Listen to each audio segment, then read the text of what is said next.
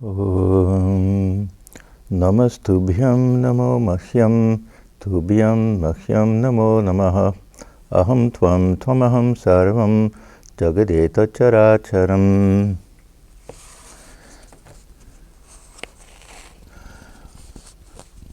Our salutations to thee, or salutations to me. Salutations to me, salutations to thee. I am you and you are I. You are all, the entire universe, all that moves and does not move. This is, is a verse, I don't know where it's from, but we find it in that compilation of the universal prayers. A very interesting verse, which kind of sums up, a little bit at least, the topic for today, prayer without God. Who do we pray to? Are we praying to our own self? Are we praying to God dwelling within? Is there any difference? Is there any rationale for all of this? This is a question that I want to deal with a little bit today. The reason for this, and this is a talk that I've given before.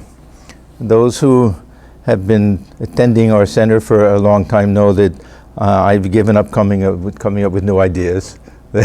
Everything you'll hear you've heard before, but still, it's good to go over these things again.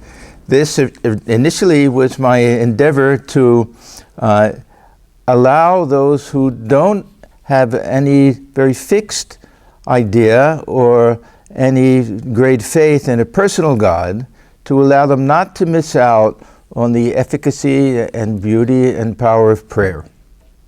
So this is prayer without God. This is prayer for those who may not have that firm belief in a personal God. Now, this term God, of course, is such an expansive term that it can easily include what we call that impersonal absolute Brahman. Do we pray to that impersonal absolute Brahman? This is also an interesting question. When we look at the Brahma Samaj, it seemed that this is what they were doing, to a certain extent, that their prayers were all directed to the Brahman of the Upanishads, which is not really the traditional idea of the personal God that people pray to.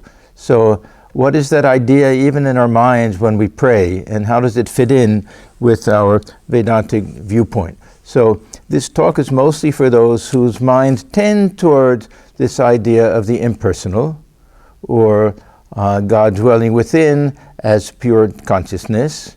It's a little bit for those who have some of that kind of Buddhist persuasion within them. This idea of God we often take to be a very universal thing, that we'll find it in all the religions of the world. I remember several occasions attending interfaith religious conferences. And the Buddhists were always in an odd position, because everyone was there saying, yes, we all worship the same God, only with different names and different forms. And the Buddhists, you could see they're there, but wait a minute. We don't worship God with a different name and a different form. Many of them, especially from the Theravada schools, they don't have any real conception of God, and conception of even of the self. So in Vedanta, we can say, well, that self is also infinite, absolute reality. But there's prayer. There's a great role that prayer plays in the Buddhist tradition also. So for those who don't have that firm faith in the personal God, for those who came to Vedanta specifically for that reason, and this is very common in the West, that there's a little bit of a feeling that there's something irrational, something childlike even, that we're told to worship God in heaven, sitting on a throne. Some very strange ideas that we pray for this and we'll get this, we pray for that, we'll get that. And many people turn away from religion, that they think these are just stories. What grown-up will believe these things? These are for children, these ideas. That we pray and that prayer is answered, and we see that it doesn't work. How many times we pray for things and we don't get them? Now, this itself is we think is a very mature idea. It's a little bit childish on our part also. But many people fortunately find Vedanta, and they find something rational that they can hold on to, which explains things, so that they don't give up on religion at all. I remember when I was young, and I used to watch some of the baseball games. many of the baseball players then, even more today, but many of them came from Latin American countries, Dominican Republic and other places like that. And many of them were very devout Catholics. And I would see every time they would come to the plate, they would cross themselves first. And then I would think, well, of course, they're praying that they'll get a base hit. Huh? And then I would say, but look at this player. He's batting about 250. That means once out of 4 times he gets a hit. The other times he makes an out. And I'm thinking, is this what prayer is all about? You're happy if it works 1 out of every 4 times. Now, of course, this was my very immature way of understanding it. And now when I look back, I think, what a wonderful thing. In the midst of a competitive baseball game, they're thinking of God first and doing it, dedicating it to God. Perhaps also praying that they'll be successful. But in any event, for those who think of themselves as very rational and realistic and think that no, that prayer is a very haphazard thing. That we pray and if it gets answered, did prayer have anything to do with it or not? We don't know. So this is really for those who have some skepticism about personal God and about the efficacy of prayer, but at the same time that they love this idea of the impersonal absolute and the higher self and God dwelling within is pure consciousness. And they also understand that they'll be missing out if they don't find a way to utilize prayer, because there's a power behind prayer that's very effective for everyone. Even if we don't have this dualistic understanding that I'm here and God is there and God will answer my prayers, there's a subtler and better way of understanding the value of prayer. When we read Swami Vivekananda, if we do it haphazardly, we pick out a lot of the statements that Swamiji made that we find in Jnana Yoga, or when he's in that mood of that impersonal absolute. We wonder if he had any faith in devotion at all, and we wonder if he had any belief in prayer or anything like that, because Swamiji had that characteristic. When his mind was fixed on something, that was everything for him. So if he's talking about this infinite absolute reality, then where is room for any devotion? But when he's talking about devotion, then we see that he fully accepts that. Now our minds are not like his mind. His mind could grasp and understand how all of these things work together. So we have to be a little bit careful when we see some of the things that Swamiji says, that who are we praying to? We're praying to our own self, that we don't say, oh, then this is all nonsense, because Swamiji also had a great belief in prayer. We'll see all of that. So we shouldn't get confused also when we see this Swamiji's emphasis on the reality of the self, as opposed to emphasis on the prayer to a personal God.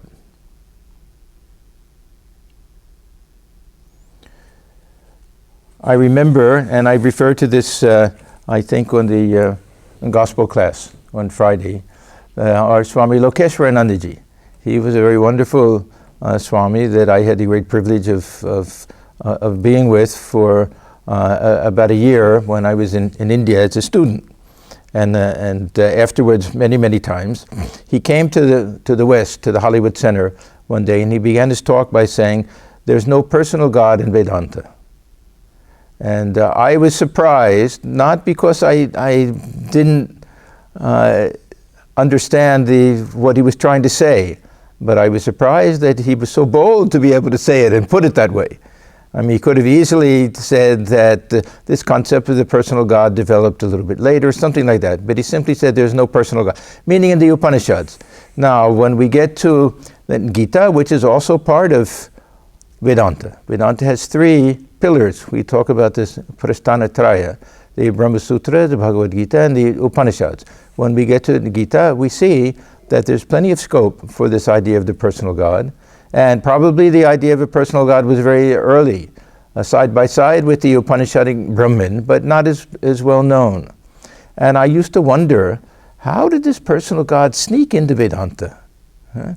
We don't really see how it can develop very much from the Upanishads. Even Ishvara is not really a personal God. Ishvara is this Brahman together with that Shakti. We take the two together, this power to create this universe and dwell within the universe, uphold the universe, withdraw the universe, but not really this praying the personal God that we can pray to.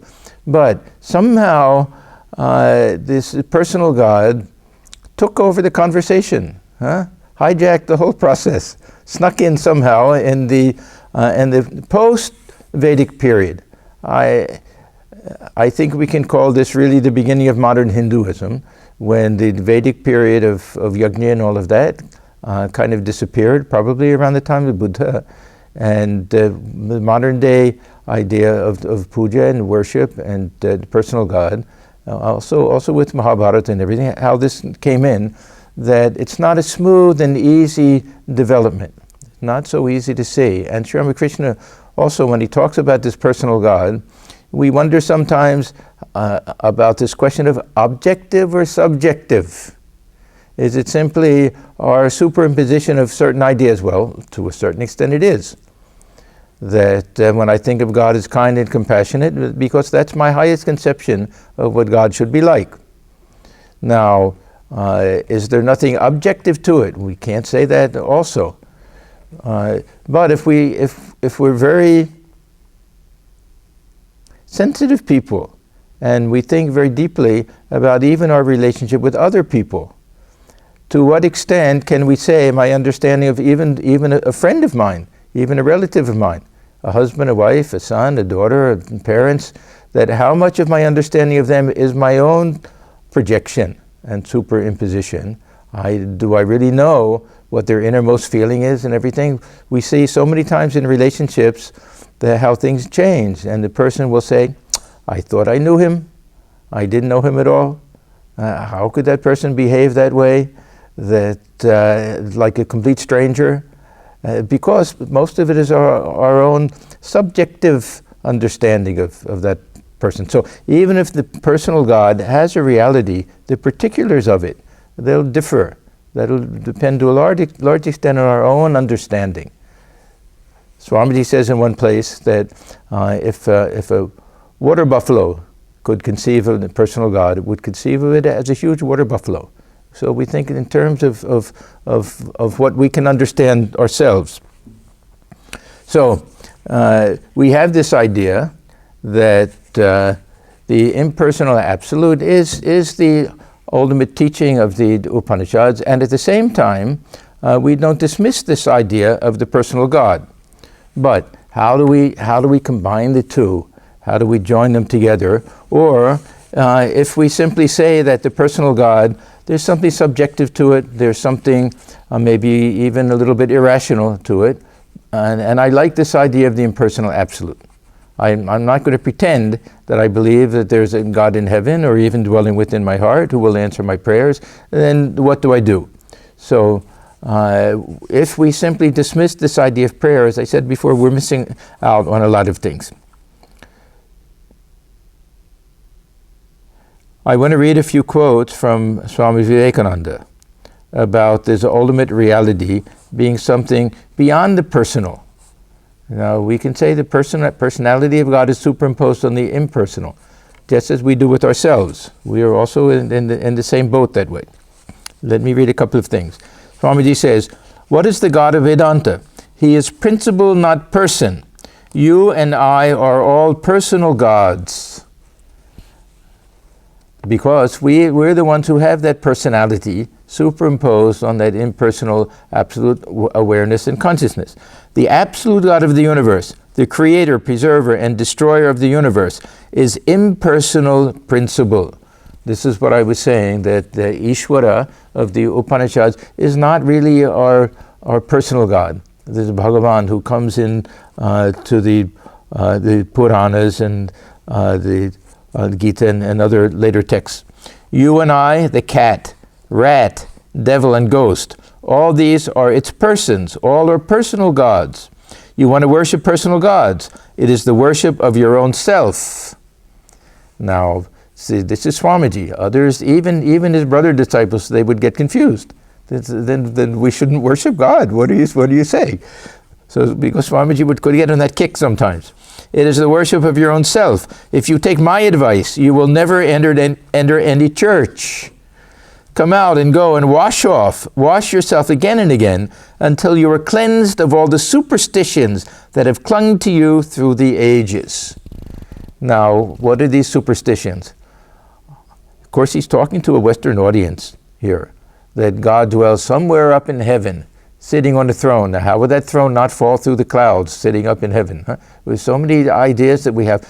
If we understand they're symbolic, very good. If we take these things literally, then we're in trouble. How does God hear our prayer if God is so far away? Do we have to scream? So he's talking about this very elementary, rudimentary concept of God, a personal God, completely separate from ourselves, dwelling some other place, who hears our prayers and may or may not answer our prayers, depending upon his whim. Then he writes, or he says again, when I was a child, I was told by someone that God watches everything. I went to bed and looked up and expected the ceiling of the room to open. Nothing happened. Nobody is watching us except ourselves. No Lord except our own self. Now, the way it's written is self with a capital S. This will become a very important thing. If we say no Lord except our own mind, we're praying to our own mind, then of course we have to doubt the efficacy. But if we understand the self to be all-pervading, infinite, absolute, the same self within all beings, then we see that the self is nothing other than Brahman. So Swamiji, of course, has that higher understanding. He's not trying to tell us, he wants us to get rid of the superstition, but he's not trying to tell us that there's no efficacy in these things. Then one other quote here. Your own will is all that answers prayer. Only it appears under the guise of different religious conceptions to each mind. We may call Buddha, Jesus, Krishna, Jehovah, Allah, Agni, but it is only the self, the I. Now, this is just a small sampling. We can find many, many other examples of Swamiji talking in this vein. This is when he's in the mood of the Jnani. We'll see there are many other times when he praises prayer. There are many times when he talks about devotion. Towards the end of his life especially, everything was Mother, the Divine Mother of the universe. So we have to see everything in its proper context. But it's very important for us to understand this aspect, and there are many Advaitins who have this feeling that, yes, the self alone is the ultimate reality. That more than Brahmajnana is Atmajnana. That not so much concerned with that the infinite absolute reality, but what is the nature of the self? Who am I? What is that real self within? And that'll be more their focus. Now Swamiji also gives some beautiful interpretations of the personal God. And again, we get this little play of the objective and the subjective. But at least these will be more palatable to the devotee. But at the same time, they'll also be welcomed by the rational, so-called rational Jnani, and consistent with the philosophy of Vedanta. One great statement he made is that the personal God is the highest reading of the absolute by the human intellect. Okay, so what he's saying is that reality is true, but that reading depends on our understanding. The big mistake that we can easily make is suppose we use that example of taking water out of a pond and it has a certain shape. We say, well, that shape is not real. That shape is just whatever the container is. Or we think Thakur says that through our devotion the ocean forms blocks of ice. We say, well, it's just my devotion. It'll be different from everybody else's. There's no reality to that block of ice. We miss the point. The reality is the water. That's real. Our understanding of there may be, the personal God is 100% real, but our understanding is very limited. We don't know. This personal God may be nothing more than consciousness being self-consciousness, awareness. I am that I am. This may be what we understand to be the personal God, because when we think of ourselves as persons, we know that it's all sorts of false identifications and false conceptions. So we have to assume that our concept of the personal God also is very much limited to our own understanding. Then Swamiji makes another great statement, a brilliant statement. We can see how Swamiji would have been a great lawyer. He says that the personal God is just as real as you or I, neither more nor less. Now look at that, the brilliance of that. If we say that, yes, that I'm 100% real, I know that I'm real, then I have to say that God is real. If I say no, this I is a superimposition, that all my idea of personality and individuality is false, then I say, well, it must be the same thing with God, with the personal God. So look at that. Personal God is just as real as you or I, neither more nor less. Thakur often says this, as long as God keeps this feeling of I within, we establish that relationship between the individual and the personal God.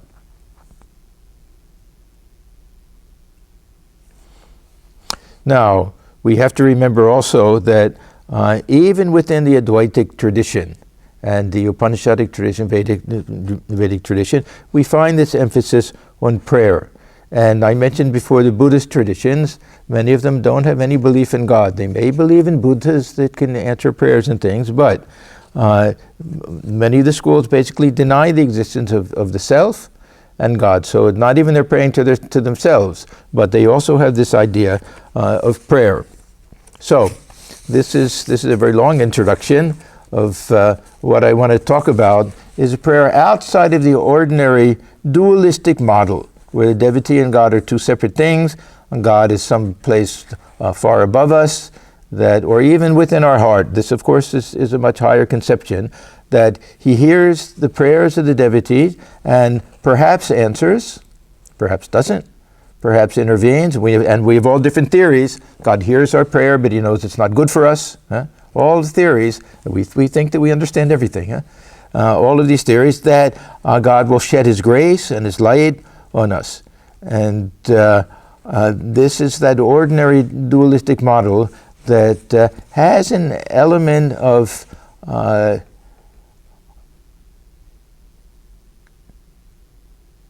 I don't want to say irrationality or superstition, but it's not based on a lot of our Vedantic thinking with this idea of oneness behind it. So we will see, I hope, that we can engage in prayer and get many of the same results from prayer, but have a different understanding of how it's taking place, how it's working. And a lot of this is the power of prayer. The power of prayer to transform us, not so much the power of prayer to force God to change his will or her will and change things that ordinarily would have happened.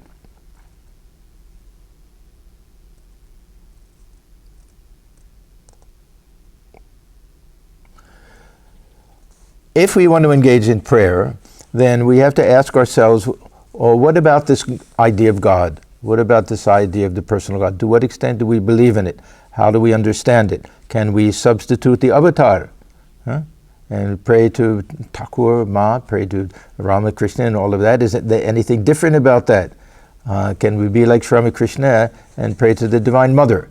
We can't read the Gospel of Swami Krishna without seeing the tremendous emphasis on prayer that he gives. And at the same time, he was a perfect jnani also. He understood the absolute oneness of the lower self and the higher self, of the individual and God. So, I want to start out with a little bit of this understanding, or looking at this question of what we mean by God or by the personal God in Vedanta.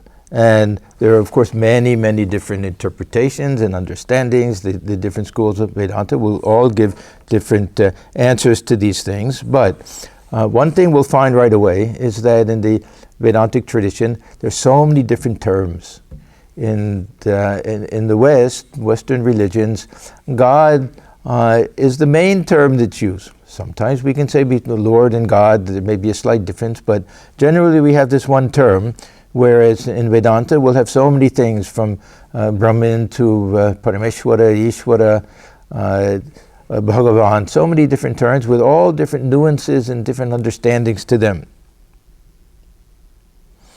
Swamiji speaks about this idea of using the term God in the West, because many people found it too vague. They said, well, what do we mean by this term God? So Swamiji said, I've been asked many times, why do you use that old word God? Because it is the best word for our purpose. You cannot find a better word than that, because all the hopes, aspirations, and happiness of humanity have been centered in that word. It is impossible now to change the word. Words like these were first coined by great saints who realized their import and understood their meaning.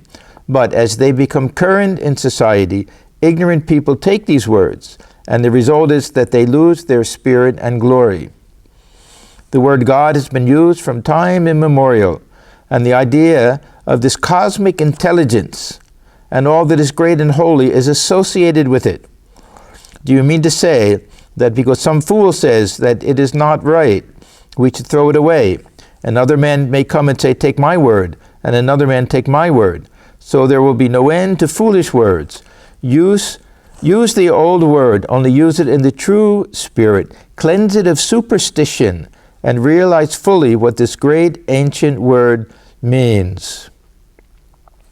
There's some advantage to having one word, because then we understand that all of these different ideas and concepts belong to this one reality. In Vedanta, there's always the danger that we think Brahman is one thing, Ishvara is another thing, that Bhagavan is another thing, that Purusha another thing, that they all represent different realities or deities or different concepts of God. The concepts are there. We make a distinction between connotation and denotation. A very interesting distinction, that we can use different terms that mean different things to us, but they refer to the same thing. In Vedanta, we have lots of different examples of things like this. One example from Western philosophy is that someone is looking at a planet in the sky, and somebody says, oh, this is Venus. We see that. And then the next morning, early morning, they look and they see something twinkling there, and they say, what is that? This is the morning star. Actually, the morning star and Venus are one and the same reality. They're one and the same body, planetary body, only it looks a little different, and we understand it to be different, looking at it one time and another time. So the connotation, the two words, we're thinking that they're two different things, but the actual denotation is the same. So I have my conception of God, you have your conception of God, but the reality is independent of our conception of God. It is what it is, and what we say about it doesn't change anything about the ultimate reality of it. And as Thakur says, really, we can't say anything about it. So this idea of this oneness of all these different aspects of God is something very important. There's a very nice verse from the Bhagavata. I know this verse because the whole philosophy of Jiva Goswami, this is what I had to do my dissertation on, was based on this one single verse. I've referred to it before. It says, Vadanti tat, tattva vidas, tattvam yajkanam advayam. So that ultimate non-dual consciousness, which the knowers of truth consider to be truth, Brahmeti, Paramatmeti, Bhagavaniti, Shabdyate. It goes by three different terms. This non-dual reality is called Brahman. This non-dual pure consciousness is called the highest self, Paramatman. The same non-dual, pure, transcendent consciousness is called Bhagavan, the personal God. All one and the same, just with a different aspects to it. We can't limit the different aspects and the hidden potential in what we consider to be this pure, infinite, absolute reality. If we say a pure consciousness, then we've lost this whole power to project this whole universe and everything. I'll give one interesting example that comes to my mind very often, this idea of light. Now, we can say light is invisible. It has no color to it, right? That because of this invisible light, we can see objects as they are. We know their actual color. If we shine a colored light in the room, say a red light, it'll distort the actual color of everything. Because the light has no color of its own, then we can see everything as it is. This is our pure consciousness, and just pure illumination, not contributing anything. Now, if we say that light, this is all that light is, then we've lost the tremendous power of light, that this invisible light going through a prism yields all of the colors of the rainbow. How do we eliminate that aspect of it? So if we just say impersonal absolute Brahman is all that exists, then we've lost this potential, this power to project this universe, to manifest itself, and to dwell within the heart, and to function as his personal God. Of course, we'll get to all of these things.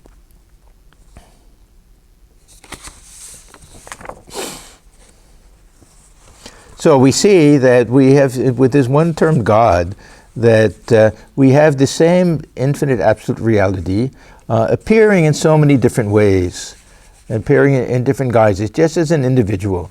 An individual will be a co-worker to somebody, will be a brother, a sister to somebody else, all of these different elements that we can't limit it, that the only truth is the individual. That everything else, it's not simply subjective, because it's also true. Yes, well, I'm talking about my cousin here. There's nothing subjective about it. But the emphasis that I place on that, that's how I identify that person.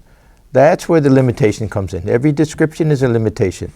And what we're talking about here, this infinite absolute reality, Brahman, with that infinite absolute power, Shakti, this, we can't limit that.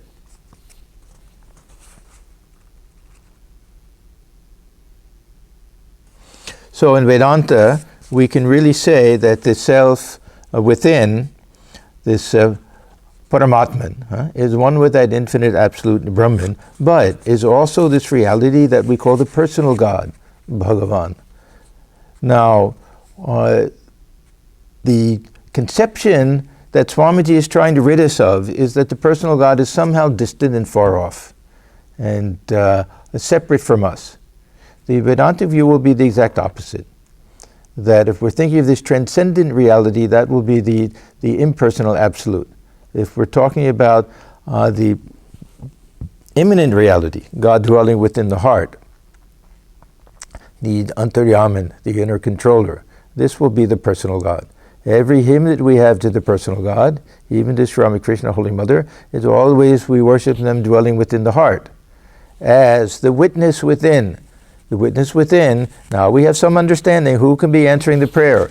How does the prayer go some great distance, huh? It's within the heart. There's a conversation in the Gospel of Sri Ramakrishna, I don't remember exactly how it goes, but someone is praying very loudly, and the other person says, what is this? Don't you know that God even hears the tinkling of the anklets on an ant? So that means not that God has good hearing, but God is the nearest to us. Even our every little thought God will hear. So of course every little prayer will be heard that way. Now is this impersonal consciousness, the higher self? Is this personal God dwelling within? This is a little bit, we have to choose. Or we can say that yes, both are true. Both are true in some interesting type of way. There's nothing very clear-cut and dried about this Vedanta. It's a very flexible type of philosophy, many different ways of understanding it and interpreting it. So this prayer without God, praying to our own self, this doesn't mean that it can't be effective. It doesn't mean that it's not being heard by God, because we have this now, this identification of the self, and even that infinite absolute Brahman. So there's Paramatman, there's Brahman, and Bhagavan, and the personal God. Sri Ramakrishna says, you try to find this I. Look for the I within, you'll find God. Now, what does that mean? It means that we'll see that divine presence, that divine consciousness within, doesn't require any of this personality. We can strip away every feeling of identification with the body, the mind, the senses, and then where's the personality to it in terms of me, my individuality, so that I can say that's myself. All of that feeling of mindness, that my soul, all of that comes from this false identification with our personality and body, mind, and all of these different ideas. Ramana Maharshi was great jnani of all the great souls outside of our tradition. I like him the best. That even when I was very fanatically only reading Ramakrishna literature, I would read some of Ramana Maharshi. Something about him appealed to me very much. He makes a great statement. He says the personal God is he who says I. So we see Swamiji says that the other people dwelling with there, that we worship them, they are the personal God. That as soon as I'm identified with something a little bit lower, that I within, this is the personal God. We search for that I within and we find the personal God there. So this Vedantic idea of a personal God, to the extent that it exists, and as I say in the Upanishads we don't find it very much, will have to be understood in terms of the indwelling presence of the divine within the heart, as that light which illumines the mind, as that presence which witnesses all of our thought, and according to devotional schools, which can guide us, that feeling of conscience, which can let us know right from wrong, which can inspire us to do good things. If we want to say, well, this is a little bit of superstition you're bringing into it, okay. But this is an experience that we have. For Sri Ramakrishna, of course, it was far more than that. For him, he would hear the voice of the Divine Mother. This is another story that we can't expect to really understand, but at least for us, we can feel that divine presence within is not restricted to my little self. When Swamiji says we're praying to the self, it's with a capital S. That sun of knowledge which is being reflected in each and every individual. So we see that this transcendent God is the impersonal, the immanent God is the personal God, God dwelling within our hearts. Now, with this in mind, I want to look at some of the different types of prayers that we find, even prayers to this infinite absolute reality. It seems a contradiction, but when we look at the type of prayer that we have in the Upanishadic period, many of it seems to be directed to we don't know who. Maybe to that infinite absolute Brahman, maybe to the personal God, maybe to our own higher self. It's very difficult to say. Some of it seems to be an affirmation. Some of it seems to be an expression of our deepest desire. It's very hard to understand exactly how we understand some of these different types of prayers that we have. And we very often don't know how to translate them, even. Of course, in the Vedic period, there was a lot of prayer directed to the deities, to the different devatas, and to Agni and to Varuna and everything for rain, a good crop, and all of that. And yajnas were performed and everything. These were all sakama prayers, and for going to heaven, for having children, all of these different types of things. But at the same time, we have these prayers that seem to be directed to this infinite absolute reality. Not directed toward these lower deities, not directed towards any full-blown idea of a personal God, which, as I say, probably didn't exist in the Upanishadic period. Many of these we know as our favorite Shanti mantras that we recite all of the time. We recite very often this Om Sahanālavatu, Sahano Bhunakti Sahaviryam Karavavahai Tejasvinavadhitam Astumavid Vishavahai Om Shanti Shanti Shanti. And how do we translate it? Sometimes we say, may Brahman protect us. Sometimes may he protect us. May God, may the Lord protect us. We don't know who it's addressed to, really. That it just seems to be a prayer that we be protected. The guru and the disciple, may we be nourished. We can put it that way. Then we have our Asadoma Sadgamaya. Now, who is this directed to? Lead us from the real to the unreal, from darkness to light, from death to immortality. Are we praying to Brahman? Brahman is not that type of guy. Brahman is infinite, absolute, pure consciousness. Does Brahman answer that type of prayer? Was there some type of feeling that this prayer itself had a certain power to it? Or Gayatri Mantra, who is that directed to? It's more just a statement. Let us meditate. This kind of affirmation, let us meditate on that adorable light, the light of God, which we see in the sun. The sun, here, are we praying to the sun? We're praying to that infinite reality which is symbolized by the sun as pure consciousness. May that inspire our intellects. May that open up something within us. Now, is it the prayer that's doing it? Do we expect something outside of us? That power within the sun, pure consciousness? It's very hard to say what these Vedic seers had in mind when they composed or when they heard these great mantras. But they're very powerful, and clearly it's in expressing a hope and a desire.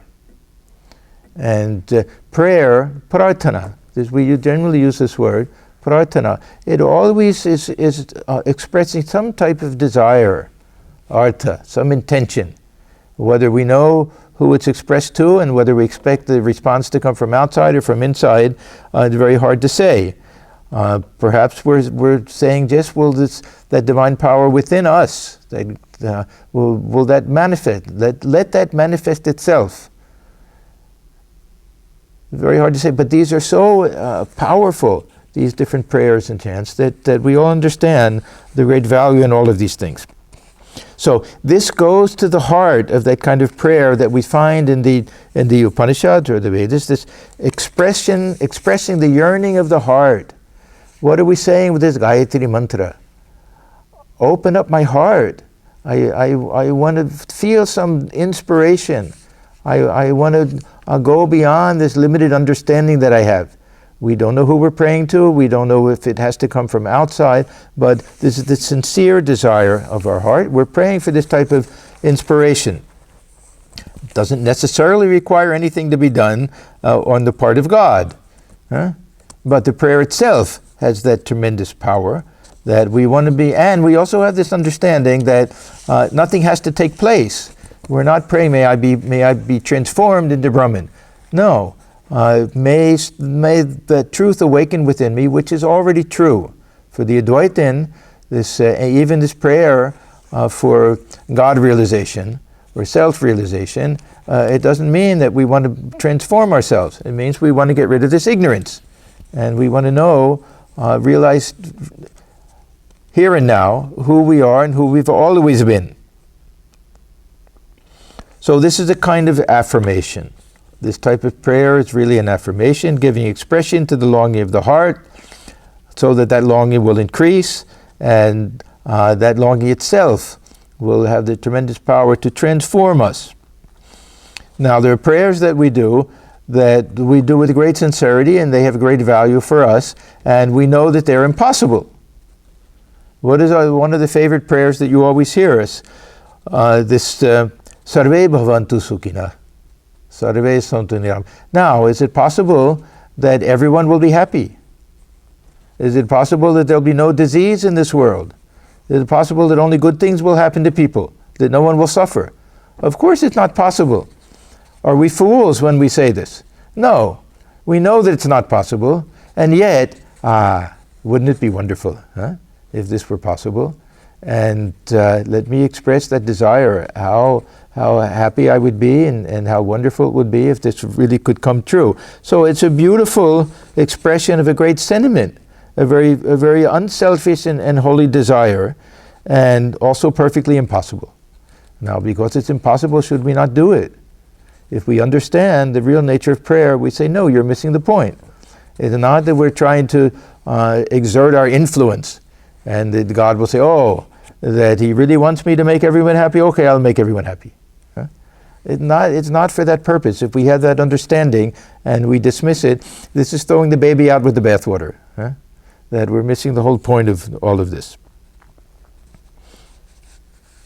So we ourselves grow in compassion through this type of prayer. Not that we're doing it for that reason.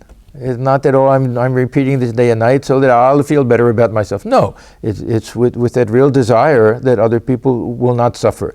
And through that, we ourselves grow. Now, is it just an exercise in compassion and has no effect on anything when we pray for other people? No, I won't go that far. That there's no objective efficacy of prayer. And again, we don't know how this works. There have been many experiments, of course, with group prayer, And very many church groups will do it. They'll all get together and pray for someone. They'll have a miraculous recovery. Are they changing the mind of God? Is there some vibration in the air? Is there some inner way reaching that cosmic mind and that everyone is a part of? We don't know. But I have that enough irrationality and superstition that I do it, and I feel good about it. And I recommend it to other people. And many of our great swamis who are great Advaitins, they'll say, yes, pray for other people. It'll be good for us, of course, but that's not why we do it. Pray for other people. It may have that benefit. We don't know.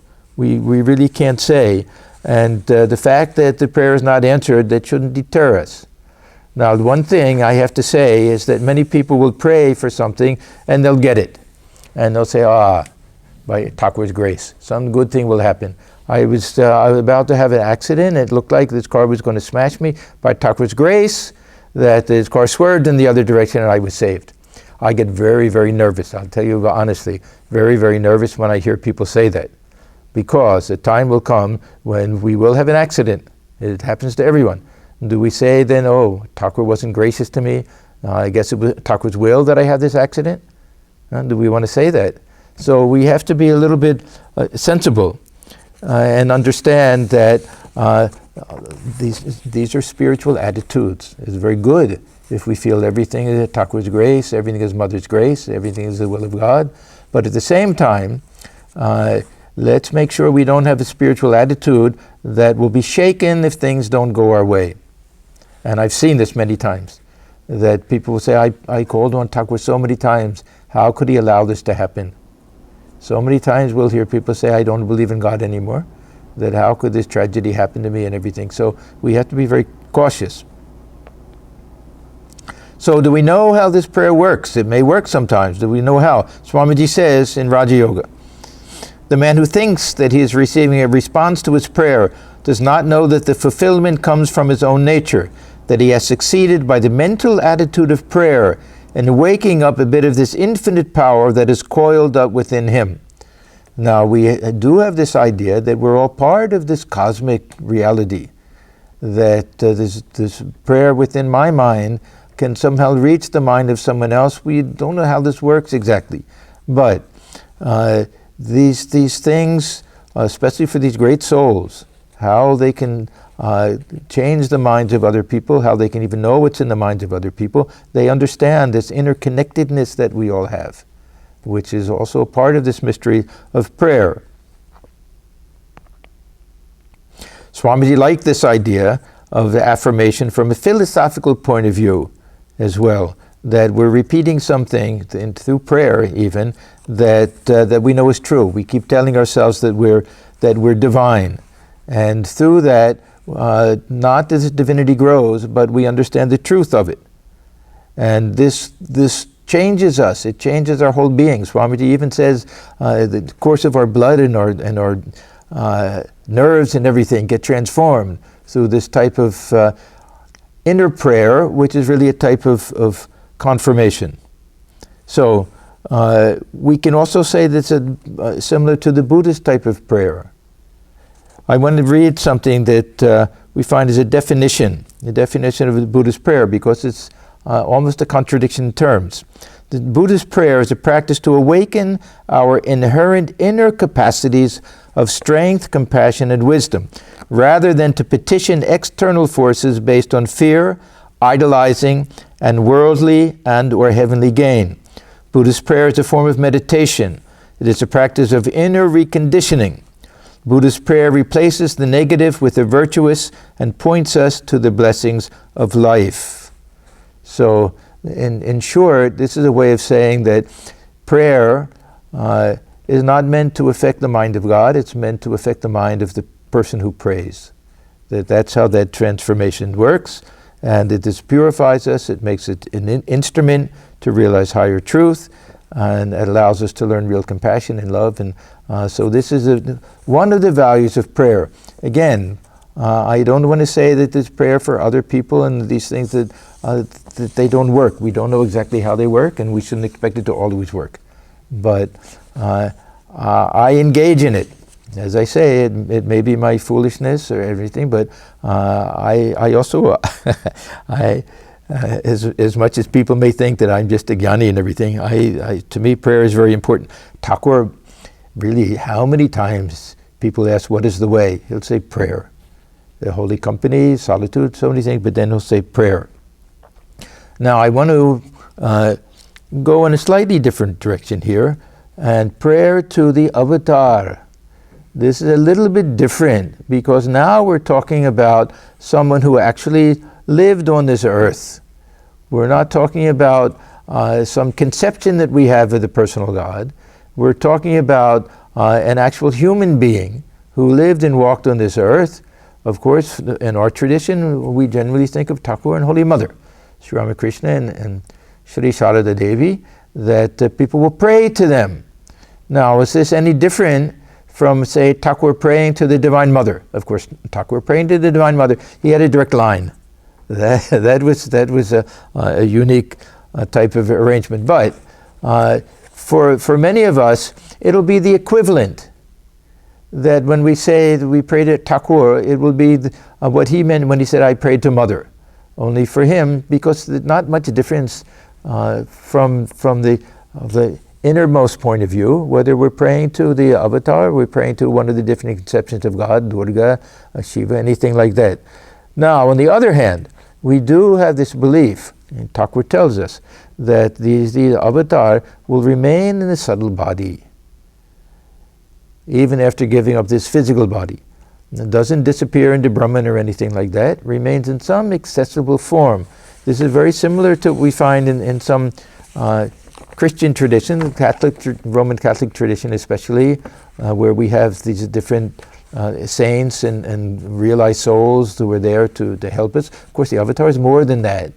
But at the same time, we have this feeling that Sri Ramakrishna, Holy Mother, they're still alive, they're still with us. They haven't just disappeared. Thakur said, I've just gone to a different room. That now you don't see me, but don't think that I'm not there. He told it to Holy Mother, of course.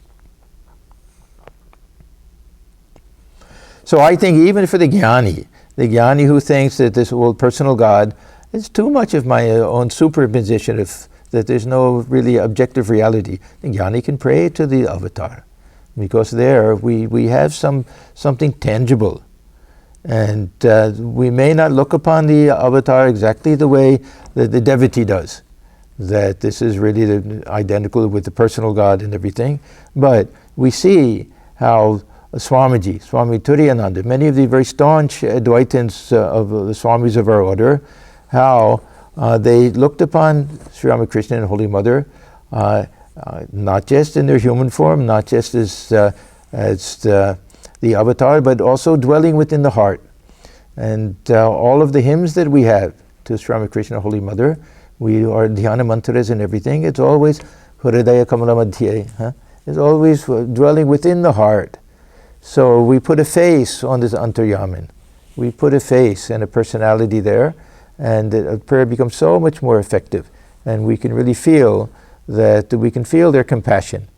And it's very effective. Is it objectively true? This is that one question that we can never answer 100%. There's always a little bit of a question of our own faith and our own understanding.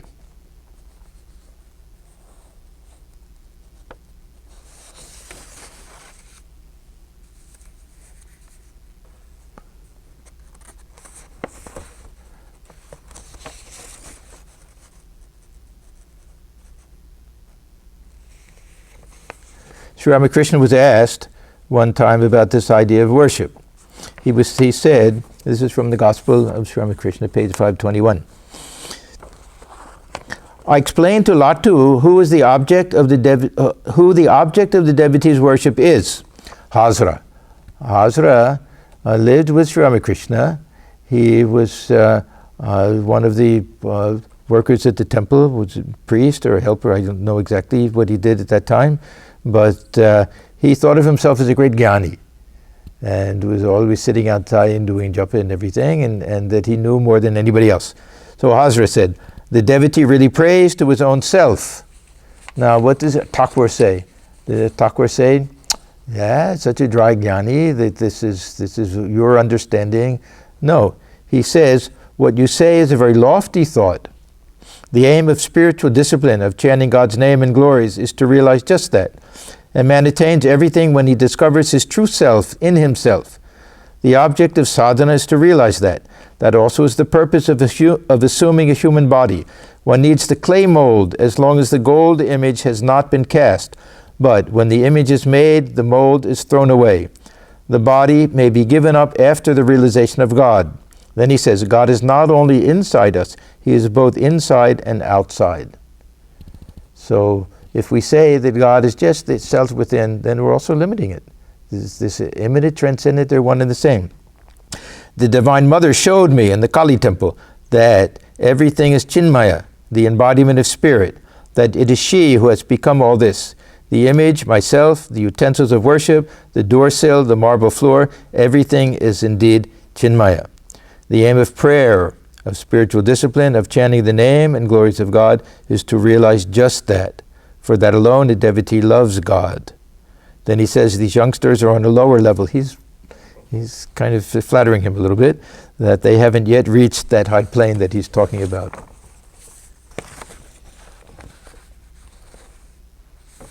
So when we pray, and suppose we pray to Sri Krishna and the Holy Mother, we can do it in either sense, that as Thakur prayed to the Divine Mother, only we like this idea. We're putting a special face on it, that this is that indwelling divine presence. Or we can really feel, yes, they still exist. They still exist in their subtle form. They're there to guide us and to help us. So many people have had visions. So many people have seen them come to them at the end of their life, that we can't simply dismiss this idea.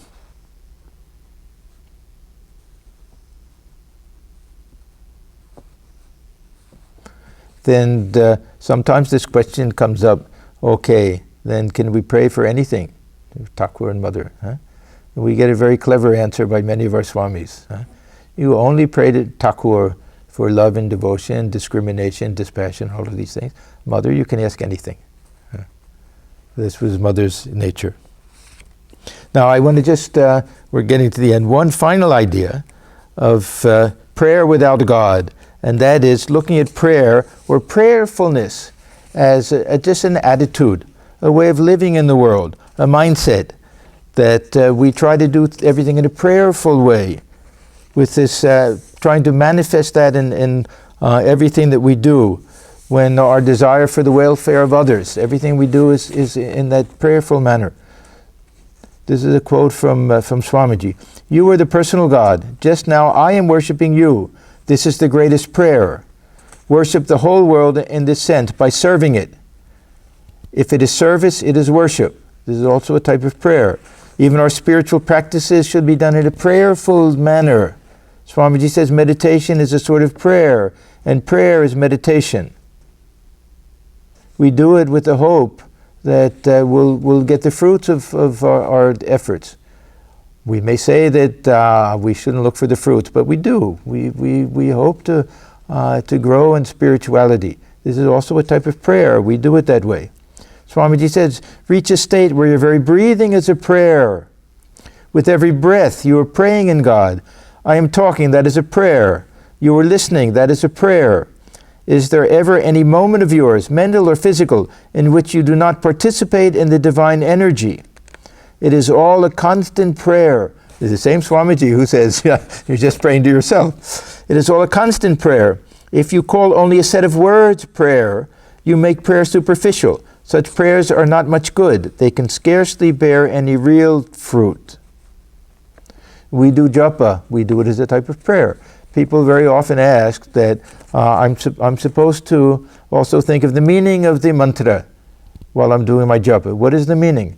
Reveal yourself to me.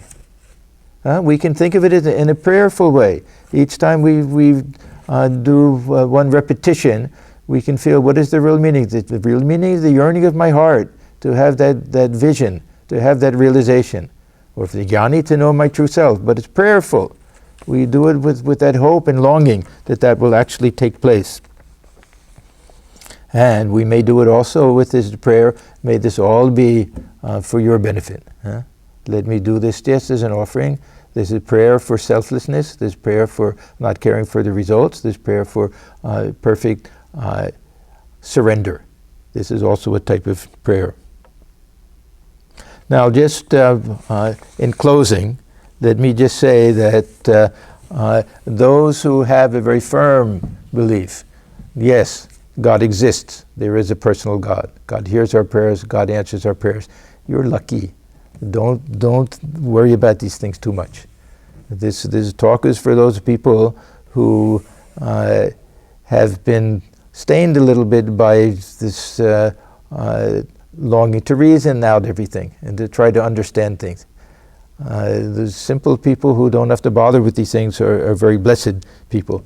Those who have a little bit of a skeptical attitude, if this helps in understanding the value of prayer, because if skepticism, if it leads to nihilism and it leads to just giving up everything, it's completely worthless.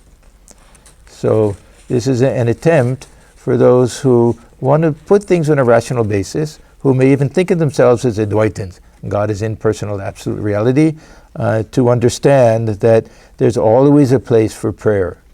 And it's extremely effective, far more effective than our meditation in most cases, because we can add a certain intensity to our prayer, where our meditation very often is just floating on the surface and the mind is wandering all over the place. A few minutes of very intense prayer can really have a tremendous transforming effect on us. So we engage in prayer. We understand that there's some rational logic behind it. At the same time, we understand that there's a mystery behind it. And if we can understand the power of it and embrace it and dive deep into this practice of prayer, it becomes very, very helpful, a very important aspect of our spiritual practice. And if we eliminate it, we're eliminating a very valuable tool.